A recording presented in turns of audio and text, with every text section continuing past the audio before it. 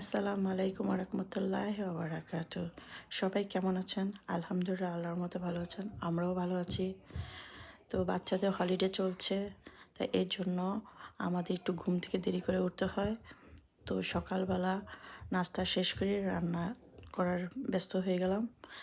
আমার মিস্টার সে আবার কালকে বলেছে তার নাকি বিরিয়ানি খেতে ইচ্ছে করছে, তাই তার জন্য বিরিয়ানি, আর আমার ছোটো মেয়ের তার নাকি রোস্ট খেতে ইচ্ছে করছে। তাই আমি চিন্তা করলাম রোস্ট আর বিরিয়ানি দুটোটাই ড্রাই হয়ে যায়, তাই ওর জন্য একটা চিকেন কোরমা করলাম।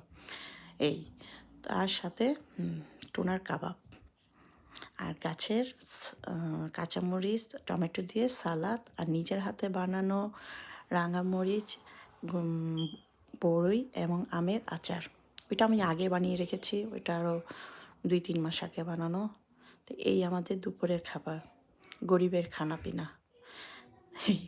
আর জুম্মার দিনে আমি সবসময় চেষ্টা করি একটু ভালো মন্দ রান্না করা, কারণ এটা আমাদের ইসলামিক একটা ছোটোখাটো ঈদের মতো।